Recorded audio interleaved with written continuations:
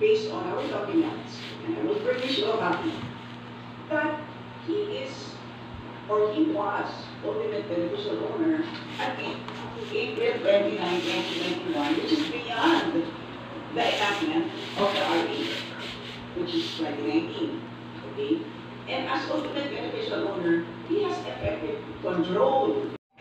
Katatapos lang po ng hearing ng SMNI sa House of Representatives at ang naging resulta ay malamang ay masuspende na ang operation muna ng SMNI habang iniimbestigahan pa yung iba pang mga violation, kasi marami raw na violation na paunti-unting natutuklasan dahil hindi kaagad paunti-unti ang mga impormasyong binibigay ng mga resource person, at habang ito ay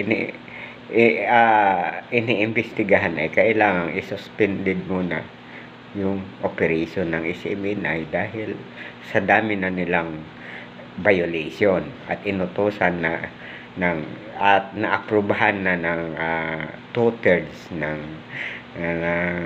boto ng committee, at inuutosan ng NTC na ipatupad na. So sa madaling salita, pagbukas ng ating mga radyo at television at itinune in natin doon sa SMNI, ay malamang na wala na tayong mapapanood at wala na rin tayong maririnig. Iyon ang sabi pa ni Representative Manuel, dahil dapat pa rin daw ay mga individual person na tagging, mga ay nung mga nakaraan, dapat may mga i-retrieve daw sa record na babalikan natin yung mga sa record ng NTC, at ang mga mga personalidad na yun ay dapat pa rin daw ay panagutin ng batas, hindi lamang masuspend o ma-revoke yung pang mga taong ay kakasuhan at papanagutin. Iyon ang pagkakaintindi sa sinasabi ni Representative